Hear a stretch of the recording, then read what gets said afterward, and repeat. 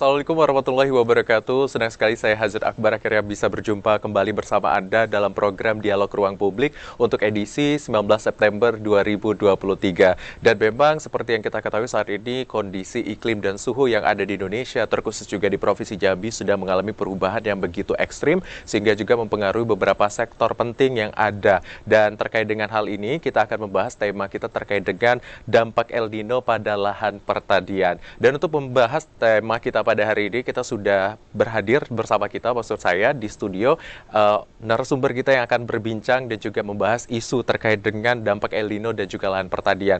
Kita akan sapa terlebih dahulu yang pertama, ini ada Bapak Insinyur Rendra SPMSI selaku akademisi. Selamat sore Pak Rendra. Selamat sore. Apa kabar Pak Rendra? Alhamdulillah sehat. Alhamdulillah sehat. Jadi kita akan berdiskusi dengan Pak Rendra dan juga di sini ada Ibu Andisa Fauzia, SST MSI, selaku Koordinator Bidang Data dan Informasi BMKG Provinsi Jambi. Selamat sore Ibu. Selamat sore. Sehat Ibu? Alhamdulillah sehat. Jadi nanti kita akan juga melihat perspektif perubahan lingkungan ini sendiri dari data-data yang dihadirkan oleh BMKG.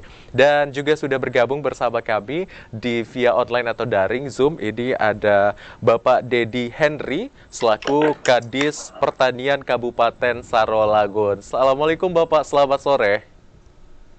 Waalaikumsalam warahmatullahi wabarakatuh.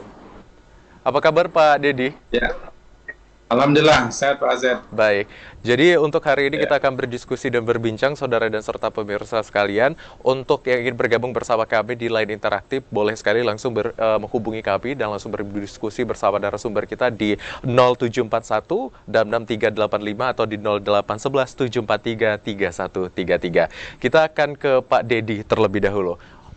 Baik Pak Dedi, kita mengetahui memang kondisi cuaca saat ini sudah istilahnya cukup mengkhawatirkan, baik itu dari beberapa sektor vital yang ada di Provinsi Jambi, khususnya di Kabupaten Sarolagun. Bagaimana perubahan iklim ini terhadap sektor pertanian yang ada di Kabupaten Sarolagun, Pak Dedi?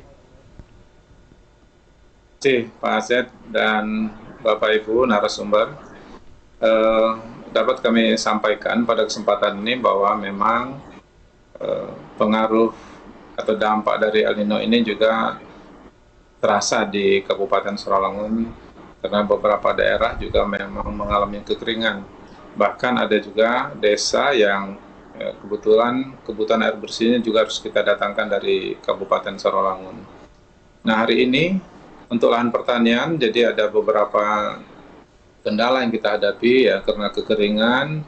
Tentu ini juga akan menyebabkan penundaan tanam, bahkan yang ekstrimnya bisa saja terjadi kegagalan panen. Nah, ini yang terjadi di Sarolagun. Sehingga mau tidak mau kita juga menyesuaikan dengan iklim, karena kita memang masih tergantung dengan curah hujan yang cukup, maka ada terjadi penundaan tanam atau perubahan pola tanam. Nah, kemudian juga ini juga kita khawatirkan nanti apabila cukup panjang waktu dampak kekeringan ini terjadi, tentu juga akan menurunkan kualitas maupun produktivitas panen yang dihasilkan oleh petani. Mungkin itu Pak Azed dari kami. Baik Pak Dedi, jadi memang ada istilah situasi yang memang saat ini sedang mengkhawatirkan di Kabupaten Sarolagun dan juga beberapa wilayah. Nah, untuk membahas ini kita langsung konfirmasi langsung dari BMKG. Nah, kalau untuk data BMKG sendiri, bagaimana sebenarnya El Nino tahun ini dibandingkan mungkin tahun-tahun sebelumnya, atau mungkin ada temuan-temuan menarik untuk El Nino di tahun ini, Mbak Anissa? Ya. Baik, jadi begini Mas, di awal tahun BMKG sudah menginformasikan bahwa di tahun 2023 ini akan dipengaruhi oleh El Nino, yaitu di mana ketika musim kemaraunya dipengaruhi oleh El Nino, otomatis akan lebih kering daripada normalnya atau daripada biasanya. Dan di tahun 2023 ini memang diprediksikan kondisinya akan mirip dengan 2019 gitu. Akan mirip dengan 2019. Ya, betul. Jadi ketika 2023 ini selain fenomena El Nino, ada fenomena lain yang mempengaruhi curah hujan di wilayah Provinsi Jambi, yaitu IOD positif. Artinya apa? Ketika El Nino itu datang, otomatis suhu muka laut di wilayah Indonesia mendingin, dan ketika IOD positif itu datang juga, maka suhu muka laut di Samudra Hindia, Barat Sumatera, yang mempengaruhi curah hujan di wilayah Sumatera dan Provinsi Jambi ini termasuk di dalamnya, itu juga akan mempengaruhi curah hujannya. Sehingga yang biasanya kemarau itu kering, akan lebih kering lagi daripada biasanya karena dua fenomena ini, yaitu El Nino dan IOD positif. Oke, Seperti berarti terkait dengan dua fenomena yang sekaligus terjadi di Provinsi Jambi, suhu tertinggi yang tercatat akhir-akhir ini. Suhu tertinggi itu tercatat pada bulan Mei, itu mencapai 35,4 derajat Celcius gitu. Untuk wilayah kota Jambi, dan di Muaro Jambi itu sampai dengan 36 derajat Celcius. 36 derajat Celcius. Betul. Jadi memang ini sudah banyak sekali yang mengeluhkan suhu panas yang cukup ekstrim ini. Nanti kita akan ulik lagi lebih dalam dengan Mbak Anissa bagaimana BMKG menyediakan data akurasi untuk pertanian ini sendiri. Dan ini tadi kita sudah mendengarkan Pak Hendra ya dari Pak Dedi dan juga Mbak Anissa. Bagaimana sebenarnya kalau misalnya dari pengamatan akademisi sendiri terkait dengan pertanian dan juga perubahan yang terjadi saat ini? Ya baik, terima kasih. Assalamualaikum warahmatullahi wabarakatuh. Waalaikumsalam warahmatullahi wabarakatuh. Fenomena El Nino memang bukan hal yang baru kan, bukan hal yang baru, dan ini fenomena global sebenarnya. Kita sudah sering, kalau menurut data yang kita lihat itu dulu bisa terjadi agak lama jaraknya, sekarang agak cepat gitu kan. Jadi bisa 2 atau 3 tahun yang kita lihat iterasi. Kemarin terakhir 2019 ya kalau tidak salah. Dan ini kan kalau ini terjadi secara terus-menerus gitu ya, dalam waktu yang kita tidak bisa prediksi gitu, tentu akan menjadi suatu ancaman bagi kegiatan apapun lah, terutama dalam bidang pertanian. Karena mayoritas kita bertumpu di sektor pertanian masyarakatnya, apalagi di Provinsi Jambi. Nah ini kan suatu fenomena yang artinya kalau memang kejadian sudah lama, kita harusnya sudah siap dari dulu gitu kan menghadapi situasi-situasi seperti ini gitu. Artinya harus ada pemahaman bersama, baik pemerintah, petani sendiri, akademisi, pihak yang terkait gitu, membangun sebuah kerjasama yang baik gitu untuk jangka panjang. Bagaimana kita memantapkan, menyiapkan segala sesuatunya terkait dampak El Nino khususnya di dunia pertanian. Walaupun mungkin ada daerah-daerah tertentu yang secara nasional yang betul-betul rawan betul dampak El Nino-nya kentara betul, tidak separah mungkin yang ada di Jambi misalnya. Karena Jambi kenapa saya bilang tidak terlalu parah? Karena kita masih punya taman nasional misalnya sebagai sumber konservasi airnya yang masih kita anggap hari ini ya dalam realitanya ya juga harus diperhatikan. Berarti banyak sektor yang diperhatikan, misalnya ada kehutanan juga harus memperhatikan terhadap konservasi hutan, karena di situ sumber-sumber air kita. Ada 4 taman nasional di Provinsi Jambi gitu kan, mulai TNKS, Berbak, ke-12, Bukit 30, dan terkait juga gitu ya ke sana kalau ketika kita bicara soal strategi jangka panjang, bagaimana kita mempersiapkan diri untuk kita siap menghadapi masalah El Nino seperti ini. Sekira itu dulu. Baik, Pak Rendra. Nah, kita langsung ke Pak Kadis lagi, Pak Dedi di Kabupaten Sarawangun. Tadi sudah sama-sama kita simak penjelasan dari BMKG dan juga terkait dengan pengamat dari akademisi bagaimana perubahan situasi dan juga lahan pertanian. Di Kabupaten Sarawangun sendiri, keluhan masyarakat yang paling terasa di tengah memang kekeringan sedang melanda, apa saja yang akhirnya masyarakat keluhkan ke pemerintah ataupun juga ke Dinas Pertanian seperti itu, Pak? Baik, terima kasih Pak Azet. Jadi untuk tanaman pertanian, kita akan tadi sebagaimana disampaikan Bu Anissa, bahwa kita sudah diingatkan dari awal bahwa ini ada risiko terjadinya El Nino di Jambi ya khususnya. Nah kami sudah mengingatkan untuk teman-teman di lapangan agar mendorong petani-petaninya untuk bisa ada 2 pilihan ini. Di awal kami sarankan mereka untuk lakukan percepatan tanam, karena ini adalah upaya kita.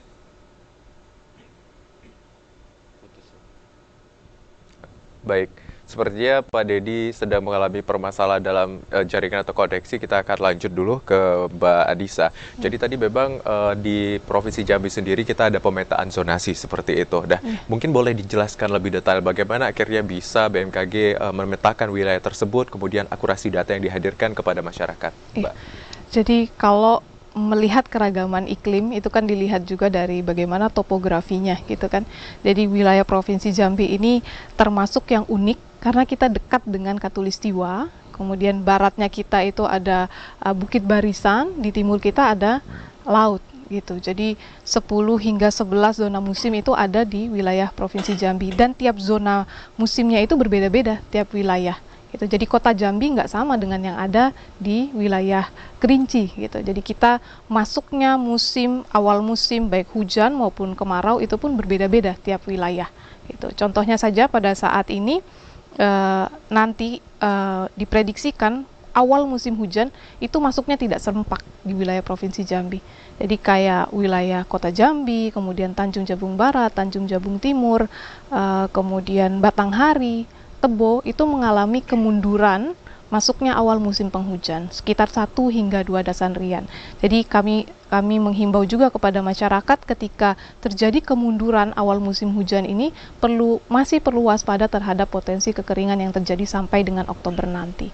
Seperti yang tadi Pak Kadis sampaikan bahwa di sektor pertanian gitu perlu waspada, baik di sektor lain seperti kehutanan, waspada kebakaran hutan dan lahan seperti itu, dan ketersediaan air, baik ketersediaan air lahan maupun air bersih itu tetap perlu waspada seperti Baik, itu. Mbak Nisa, ini tadi menarik ketika ada pembahasan ada pemunduran seperti itu.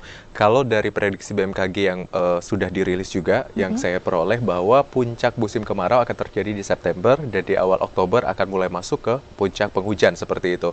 Apakah benar? Mungkin boleh dikonfirmasi sehingga memang masyarakat bisa lebih mengantisipasi mungkin perubahan-perubahan yang terjadi. Ya. Jadi kalau untuk puncak musim kemarau itu terjadi di Agustus dan September. BMKG memprediksikan demikian. Namun kapan sih berlangsungnya musim kemarau ini, sampai kapan? Sampai dengan Oktober. Gitu. Masuknya awal musim penghujan itu diprediksikan akhir Oktober.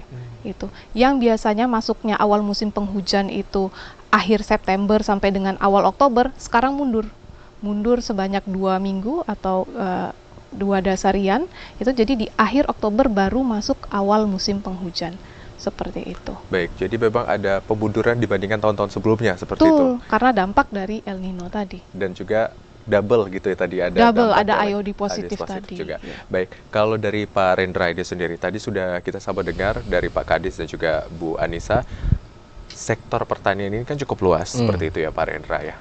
Kalau dalam kondisi seperti saat ini, biasanya sektor paling krusial atau yang paling terdampak di pertanian itu sektor apa saja, Pak? Oke, baik. Saya sebenarnya agak merasa kenapa nggak kita diskusinya sebelum ini gitu ya. Sekarang petani udah menjerit gitu ya. Kenapa nggak 3 bulan sebelum memprediksi itu muncul misalnya gitu kan? Ya oke, tapi ini nggak apa-apa. Ini kan kita jadikan bahan untuk ke depan, jangan. Petani itu harus siap sebelumnya. Sekarang udah menjerit tuh. Saya dapat informasi di daerah pertanian yang ada di Kabupaten Kerinci khususnya. Kalau bicara komoditi, yang paling berdampak pasti di sektor pangan, hortikultura, gitu ya.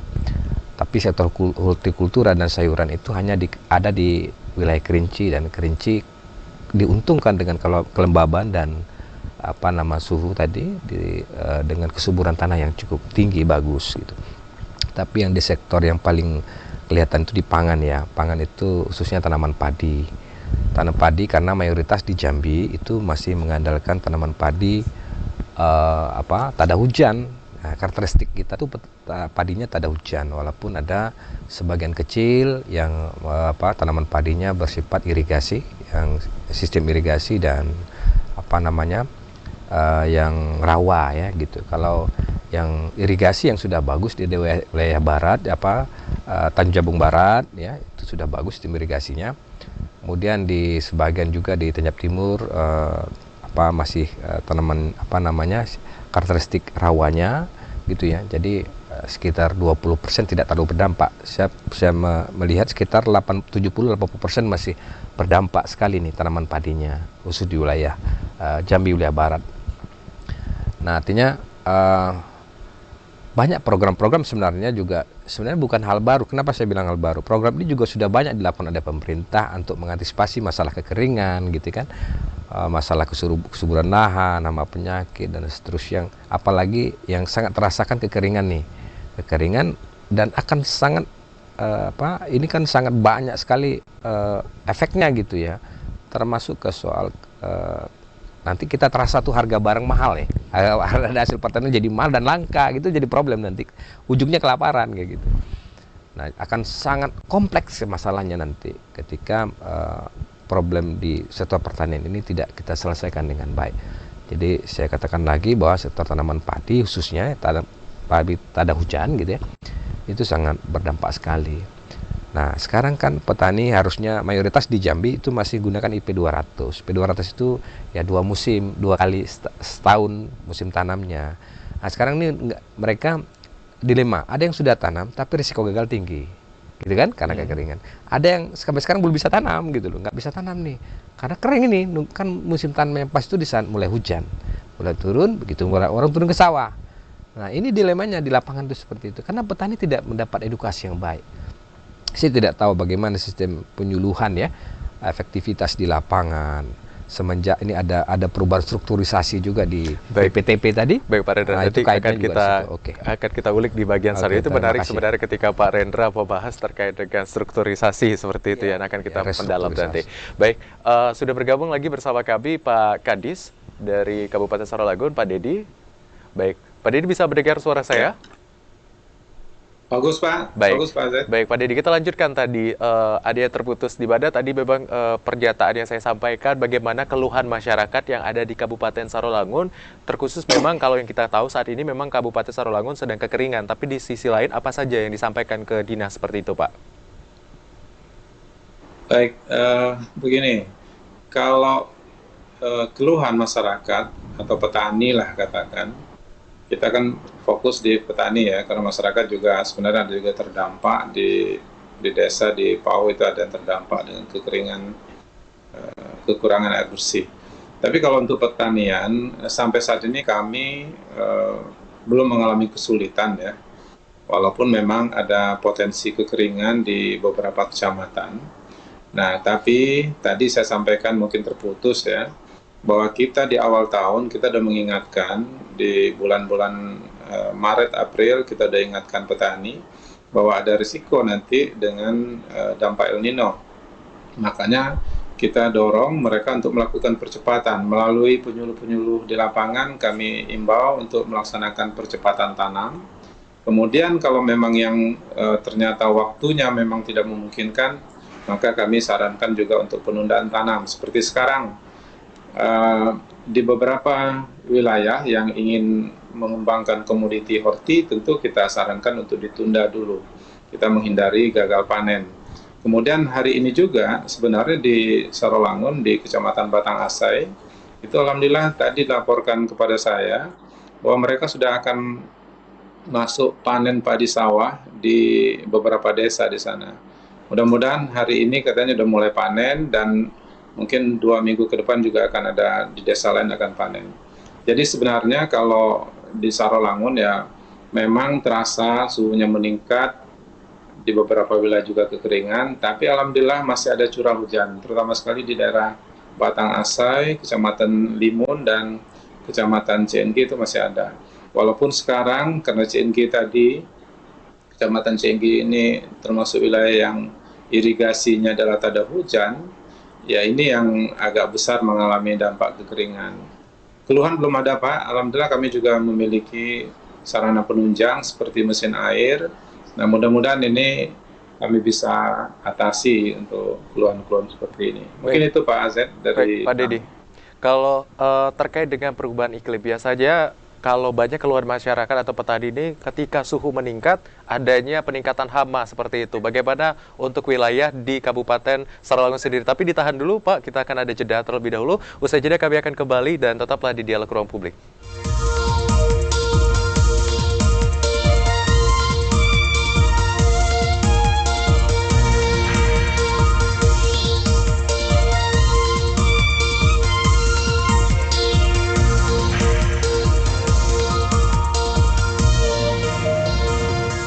Assalamualaikum, terima kasih Bapak dan Ibu masih bergabung bersama kami, dan tadi kita sudah membahas terkait dengan topik kita yang akan kita lanjutkan lagi dari Pak Kadis tadi. Dari Pak Kadis tadi menyampaikan memang saat ini keluhan yang terjadi di Kabupaten Sarawangun tidak begitu terasa seperti itu, tapi ini ada faktor biasanya ketika perubahan iklim ini sendiri juga terkait dengan peningkatan hama. Bagaimana Pak Dedi di Kabupaten Sarawangun? Ya, baik, terima kasih Pak Azet. Jadi kita memiliki petugas lapangan PPL, kemudian juga ada kita petugas pengamat hama tanaman, itu petugas kita yang diperbantukan dari Provinsi Jambi, dari Dinas TPRP Provinsi. Alhamdulillah sampai saat ini kami tidak mendapatkan laporan hama yang begitu mengganggu, dan saya kira ini tidak ada gangguan yang berarti ya. Kalau hama mungkin paling juga hama tikus mungkin akan banyak, tapi sampai saat ini kami belum mendapatkan laporan dari lapangan, terutama sekali dari istilahnya PUPT ya, petugas PUPT, pengamat organisme pengganggu tanaman, itu belum ada sampai sekarang. Mudah-mudahan sampai ke depan ya, tidak ada yang terserang hama, baik dari hama wereng ataupun dari hama tikus gitu. Itu yang dapat kami sampaikan, Pak Azet. Baik, terima kasih Pak. Kita akan kembali ke Mbak Anissa ini. Tadi Mbak Anissa sudah menjelaskan juga terkait dengan begitu banyak BMKG menyediakan data dan akurasi dan lain-lain. Bagaimana sejauh ini BMKG menyiapkan data-data tersebut sebagai langkah untuk kebijakan dari pemerintah ataupun juga dari dinas seperti yang tadi disampaikan? Bagaimana kolaborasi yang dilakukan seperti itu? Ya baik, jadi kolaborasi BMKG dengan teman-teman dari lintas sektoral maupun stakeholder terkait, terutama misalnya di bidang pertanian, itu kami mengadakan SLI, Sekolah Lapang Iklim, gitu, di beberapa wilayah baru-baru ini di Muaro Jambi, gitu, dengan tujuan mengedukasi teman-teman para petani dan penyuluh pertanian gitu bagaimana membaca cuaca dan iklim ke depannya gitu. Jadi kadang ada misinformasi antara masyarakat dengan BMKG maupun stakeholder terkait gitu. Mereka butuh diedukasi kembali bagaimana membaca peta dari kita, kemudian informasi cuaca ke depan seperti apa, pengukuran curah hujan gitu. Dengan mereka memanfaatkan informasi dari BMKG, diharapkan nantinya dapat memitigasi atau mencegah terjadinya bencana seperti itu. Baik, berarti sudah ada istilahnya kolaborasi yang sudah dilakukan, tetapi memang terkait dengan bagaimana data yang sudah dihadirkan bisa diakses lebih baik atau bisa diakses dengan lebih mudah seperti itu. Betul. Baik, Pak Rendra. Ini tadi Pak Rendra sudah mulai menyinggung terkait dengan pendampingan seperti kemudian juga strukturisasi dan lain-lain. Mungkin ini juga ada kaitan yang disampaikan dari Mbak Anissa. Seperti apa, Pak? Iya, baik. Karena kalau bicara soal pembangunan pertanian, ujung tombaknya adalah di PPL. Mau sebaik apa programnya ketika PPL tidak mampu untuk memberikan perubahan kepada masyarakat petani, karena tujuan penyuluhan itu adalah merubah sikap dan perilaku sebenarnya.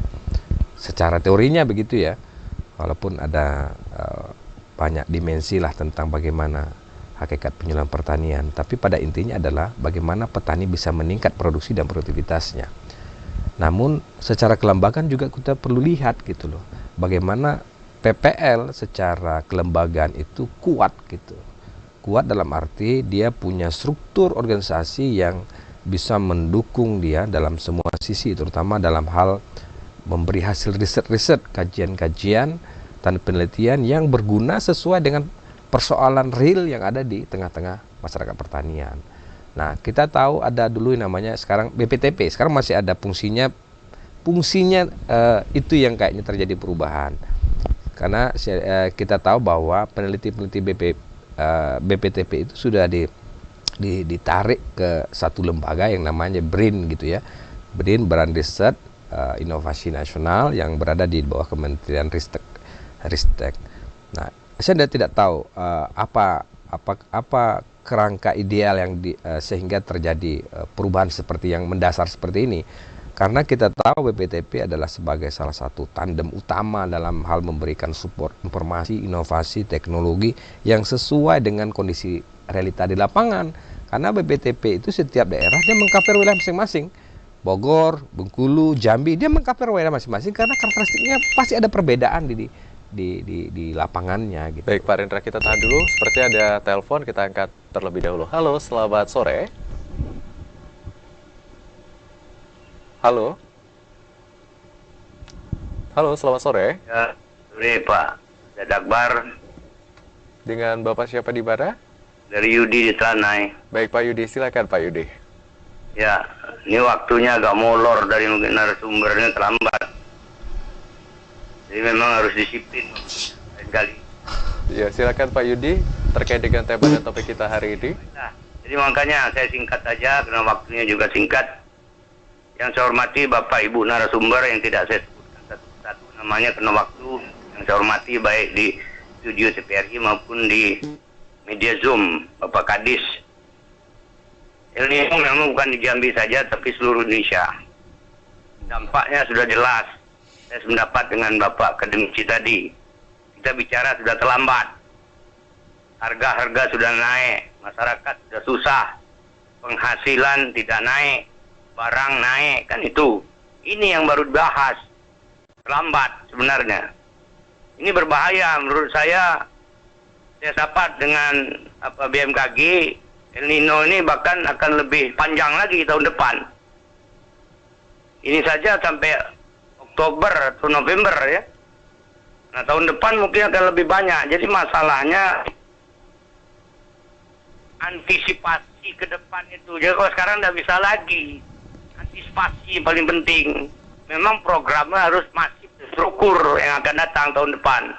Pertama usulan saya yang masif struktur itu adalah diprioritaskan pembuatan embung cadangan air, itu penting. Pak Kadis jangan anggap enteng bahwa tempat kami aman. Ya kalau aman, kalau tidak aman gimana? Kalau panjang dia kemaraunya, tidak bisa main aman-aman Pak Kadis. Karena tanaman ini tidak lain adalah 70% air. Makanya kita tidak pernah pembangunan untuk cadangan air itu tidak pernah kita anggarkan itu. Ini kelemahan. Ya kering-kering lah. Drainase dibangun terus. Airnya tidak ada. Kan kelemahan di situ. Yang kedua yang penting-penting diantisipasi tahun depan adalah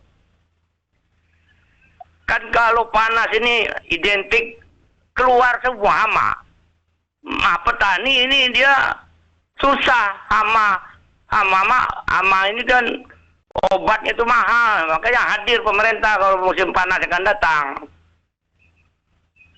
Ya kalau di Pak Kadis memang benar aman, ya tempat lain lebih parah Pak. Itu yang harus hadir pemerintah. Jadi pemberian hama itu. Ketiga bibit. Yang seterusnya adalah pupuk mahal itu Pak Kadis. Terakhir adalah bantuan, jelas-jelas petani akan melalui gagal panen. Itu perlu hadir pemerintah untuk membantu petani gagal panen. Nah, berapa item ini memang dicatat. Jangan sampai terulang di tahun ini. Aman-aman saja. Saya yakin El Nino ini tidak akan berkurang dari tahun ke tahun akan datang. Karena iklim kita ini sudah hancur lebur. Baik Pak Yudi, terima kasih, saya sudah dapat poin yang disampaikan dan juga narasumber di sini terkait dengan poin-poin yang harusnya menjadi fokus utama seperti itu. Kita akan responsif terlebih dahulu, nanti kita akan lanjutkan tadi topik yang pembahasan dengan Pak Rendra. Kita lempar dulu ke Pak Kadis. Ada kesampaian dari Pak Yudi Lada ini, Pak Kadis, terkait dengan bagaimana program dan lain. Ini menarik respon yang disampaikan Pak Kadis. Terima kasih Pak Azad. Pak Yudi, respon kondisi daerah penanganan di Sarawangun mungkin berbeda di tempat ini. Kami ada tapi itu tidak macam betul terhadap pertanian di memang kalau masalah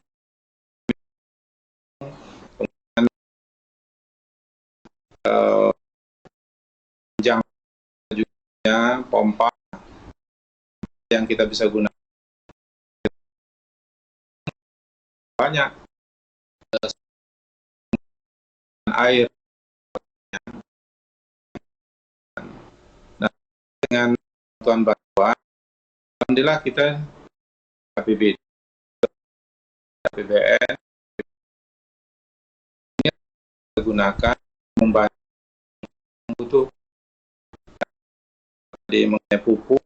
Alhamdulillah kami cukup banyak dapat bantuan dari pemerintah pusat, ya pupuk hayati itu juga cukup banyak kita terima tahun ini. Dan kemudian juga banyak bantuan-bantuan dari provinsi yang bisa kita manfaatkan di Sarawangun. Nah, mudah-mudahan di daerah juga seperti itu Pak Yudi, karena memang tanggung jawab kami kan di Sarawangun. Mudah-mudahan kami hari ini juga mendapatkan bantuan atau dana insentif fiskal dari pemerintah pusat sebesar 9,2 miliar tahun ini. Mudah-mudahan ini juga akan bisa kami gunakan untuk membantu petani-petani kami dalam memenuhi kebutuhan obat, ya, kemudian kebutuhan pestisida dengan pupuk. Ini semua akan kita alokasikan dalam perubahan APBD ini. Alhamdulillah tadi kami baru selesai KUPA PPS, mudah-mudahan nanti dalam perubahan APBD ini bisa kita akomodir yang tadi sudah kami rencanakan, tadi bantuan pupuk, obat-obatan, ini juga insya Allah akan ada di APBD Kabupaten Sarawangun. Itu mungkin Pak, sebagai insentif fiskal, kami dapat dalam pengelolaan atau kinerja inflasi, Sarawangun dapat di semester di TW3 ini dapat bantuan insentif fiskal, ya. Baik. Untuk pengendalian inflasi sebesar 9,2 miliar. Baik, mungkin Pak. itu Pak Z. Baik Pak Dedi. Baik, Ya. kita tadi menarik nih ketika Pak Yudi menyampaikan dan juga ada poin terkait dengan bagaimana kesiapan sebelum itu. Ini tadi kita lanjutkan lagi Pak pembahasan bagaimana strukturisasi dan juga pendampingan tadi Pak Rendra. Yang akhirnya Pak Yudi ini merespon bahwa harusnya bisa dilakukan jauh sebelum itu karena ini juga terkait dengan pendampingan seperti itu ya Pak ya. Silakan Ya, Pak. Saya teringat dulu ya, saya ke 2 tahun yang lalu ke petani, ada program pemerintah pompanisasi, hanya persoalan teknis, budgetnya kebutuhan petani 2 sumur, sementara dialokasikan 1 sumur. Sebenarnya dana 1 sumur yang dialokasikan tuh bisa untuk 2 sumur, asal dikelola swakelola oleh petani, misalnya gitu kan. Tapi karena ya persoalan teknis dan segala macam ya, saya ingin menyampaikan begini, bahwa kalau kita benar-benar membantu petani, pendekatannya adalah pemberdayaan, empowerment. Ya, empowerment. Kalau kita masih mengandalkan struktur formal pemerintah sampai hari ini, pendekatan hanya kuantitatif tuh. Kalau petani bikin program penyuluhan, maka yang dilihat itu berapa peningkatan produksi kan, produksi berapa, produktivitas meningkat berapa, adopsi berapa, penggunaan pupuk ini berapa, meningkat jadi berapa. Tidak bisa lagi seperti itu. Pendekatannya ke depan ini bagaimana membangun sebuah pendekatan pemberdayaan masyarakat. Artinya masyarakat itu diberi kemampuan, kapasitas untuk mengelola sendiri gitu loh. Jadi mereka berdaya dalam seperti ini, kasus seperti ini. Mereka mampu menginisiasi misalnya pupuk organik secara mandiri dia. Ya kan? Dia mengelola pupuk organik dengan memanfaatkan potensi yang ada di sekitar mereka. Dan itu terkelola secara mandiri oleh mereka gitu loh. Tersentra secara mandiri. Nah, itu yang harus diberdayakan. Tapi kita ya mau bagaimana kan persoalannya ke depan. Artinya sistem yang ada ini saya masih merasa pesimis gitu ya. Apalagi dengan restruktur tadi yang saya anggap PPTP punya peran yang sangat sentral di dalam memberikan input ya terkait teknologi inovasi kepada petani yang tidak lagi sekarang melemah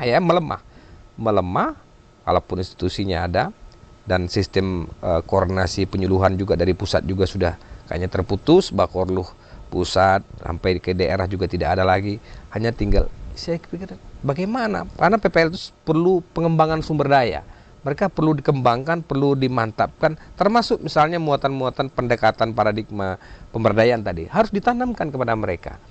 Nah, tergantung ke depan seperti apa, artinya siapa yang bertanggung jawab terhadap PPL, kembali ke dinas misalnya instansi. Apa cukup? Karena PPL itu kan tidak melakukan riset, tidak melakukan kajian-kajian, ya kan?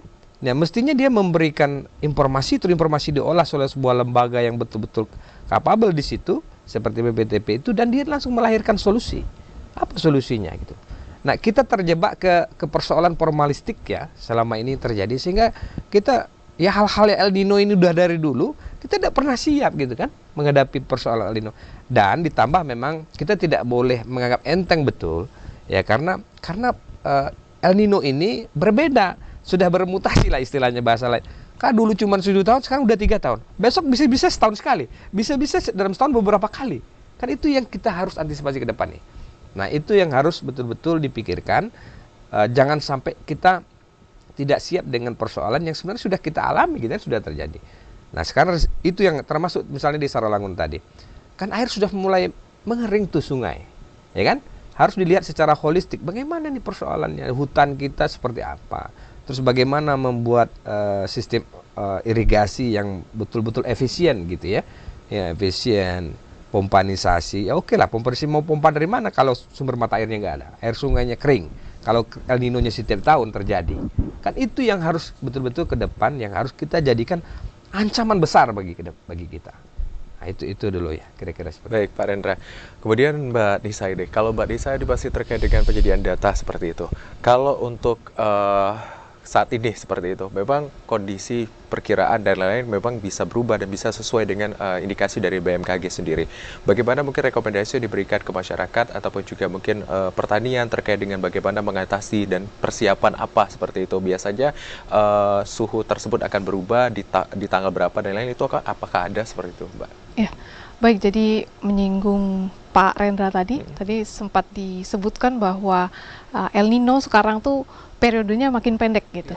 Yang dulunya 7 sampai dengan 12 tahun baru El Nino itu muncul, sekarang itu 4 sampai dengan 7 tahun periode ulangnya gitu. Jadi memang akibat adanya perubahan iklim gitu kan, tata guna lahan yang berubah gitu kan, mengakibatkan kondisi perioditas dari El Nino ini makin pendek gitu. Tadi disebutkan sama Mas Hazet bahwa bagaimana BMKG ini melakukan memberikan informasi kepada masyarakat gitu untuk antisipasi baik mitigasi maupun adaptasinya gitu kan. Jadi BMKG jauh dari sebelum mulai El Nino ini kita sudah mewanti-wanti di awal tahun gitu. Sekarang bagaimana pemerintah daerah maupun instansi terkait menyikapinya seperti apa gitu. Informasi itu sudah kami berikan gitu kan, dan kami pun sudah menginformasikan bahwa musim kemarau dimulai pada saat kapan gitu. Puncaknya yang jelas pada Agustus dan September ini gitu, di mana akan terjadi semakin lebih kering daripada tahun lalu, itu kita sudah sampaikan juga, dan kita juga menginformasikan kapan akan terjadinya turun hujan gitu.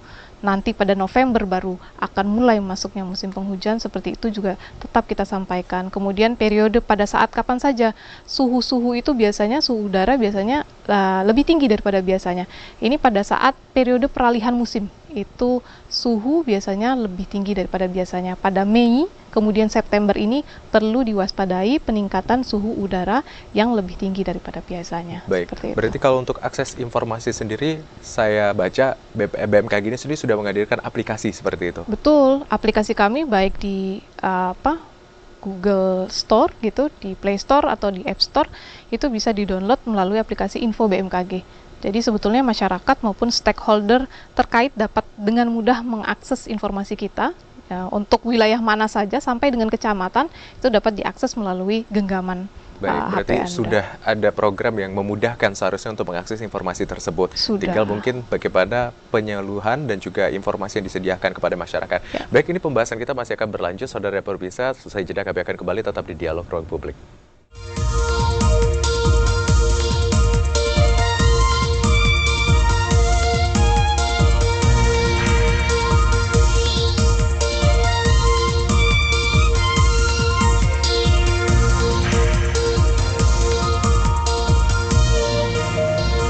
Terima kasih saudara, Anda masih menyaksikan Dialog hari ini, dan tentu saja hari ini kita sudah masuk ke segmen terakhir. Tidak terasa pembahasan kita yang begitu alot dan panjang, mungkin kalau untuk didiskusikan tidak butuh waktunya tidak bisa sebentar seperti itu.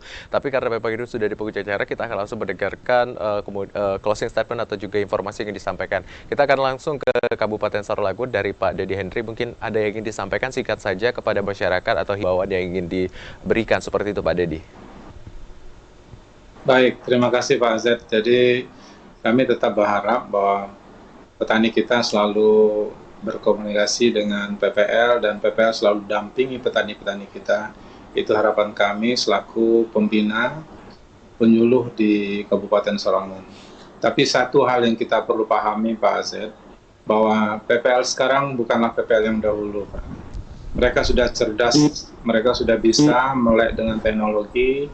Jadi walaupun mungkin BPTP tidak lagi memberikan pelatihan, memberikan materi-materi terkait dengan temuan-temuan baru, mereka sangat kreatif untuk mencari informasi-informasi melalui internet. Kami di 11 BPP, alhamdulillah kami memiliki semua WiFi yang kami siapkan dari Pemda untuk dimanfaatkan oleh PPL kami dalam mendapatkan tambahan pengetahuan. Selain itu juga kami terus membina PPL, memberikan kesempatan-kesempatan mereka untuk mendapatkan kesempatan pelatihan ataupun mungkin kegiatan-kegiatan lainnya, temu teknis segala macam kita lakukan di Sarolangun. Dan ini hal yang mungkin kita perlu pahami bahwa beda PPL yang dahulu dengan PPL sekarang, mereka sangat melek teknologi. Kemudian mengenai antisipasi terkait dengan kegiatan-kegiatan kami di lapangan, alhamdulillah kami sudah ingatkan jauh-jauh hari ya, sebagaimana Bu Anissa tadi sampaikan bahwa kami sudah diberitahu risiko El Nino, maka kami segera ingatkan PPL untuk bisa mendorong petani percepatan tanam atau penundaan tanam ketika sudah masuk musim kemarau. Baik, Pak Mungkin Dedi. itu saja. Terima kasih Pak kesempatan yang diberikan kepada kami Sarolangun untuk menyampaikan beberapa hal terkait dengan dampak El Nino di Sarolangun, khususnya Baik, Pak di sektor pertanian. Terima kasih. Assalamualaikum. Waalaikumsalam. Baik, Bu Anissa, boleh singkat saja yang disampaikan kepada masyarakat? Baik, kami dari BMKG menyampaikan bahwa waspada gitu kan, karena puncak musim kemarau masih akan berlangsung sampai dengan akhir September ini, kemudian El Nino akan berlangsung hingga awal tahun depan, sehingga masyarakat dihimbau untuk waspada terhadap potensi kekeringan hingga berakhirnya musim kemarau Oktober ini, gitu. Untuk itu masyarakat dihimbau untuk berhematlah dalam penggunaan karena ketersediaan air berkurang, kemudian waspada terhadap dampak asap akibat kebakaran hutan dan lahan, ini kami selipkan di sini, Mas. Kemudian untuk masyarakat juga kami himbau untuk selalu memantau informasi update terkini cuaca dan iklim, baik melalui aplikasi info BMKG di HP Anda, maupun memantau sosial media kami dari @BMKG Jambi dan YouTube kami di BMKG Jambi. Demikian. Baik, terima kasih Mbak Anissa. Silakan Pak Rendra yang disampaikan kepada masyarakat petani, singkat saja. Ya baik. Yang penting perubahan itu ada di level petaninya gitu ya. PPL dan organ-organ lainnya, pemerintah khususnya di ketahanan pangan, di akademisi, di BMKG harus bersatu dalam satu kesatuan, memikirkan ini tidak hanya saat hari ini, tapi untuk yang jangka panjang ke depan. Karena kita menganggap ini sangat serius ya persoalannya, walaupun hari ini tidak terlalu berdampak karena karakteristik kita punya agak cukup bisa diandalkan, tapi ke depan kita harus mewaspadai ini gitu. Karena ini adalah suatu ancaman yang harus kita pikirkan solusinya. Jangan nanti begitu kejadian baru kita mau memikirkan solusinya apa. Artinya kita harus siapkan semua stakeholder, semua yang berkepentingan ini bersatu padu untuk pendekatannya bagaimana masyarakat petani kita berdaya, akhirnya semua ini menjadi normal, termasuk masalah harga dan seterusnya. Saya kira itu. Baik, terima kasih Pak Hendra dan juga terima kasih tadi Pak Kadis sudah hadir bersama kami juga, Mbak Adisa dari BMKG dan juga Pak Hendra selaku akademisi. Begitu luar biasa pembahasan kita hari ini, pemirsa, terkait dengan dampak El Nino. Semoga selalu menjaga kesehatan dimanapun Anda berada, menggunakan masker. Dampak asap saat ini sedang berlangsung juga dan juga suhu ekstrim hingga menggunakan payung ataupun hal tertentu yang bisa digunakan. Mewakili kerabat kerja yang bertugas, saya Hazid Akbar, pamit undur diri. Wassalamualaikum warahmatullahi wabarakatuh dan sampai jumpa.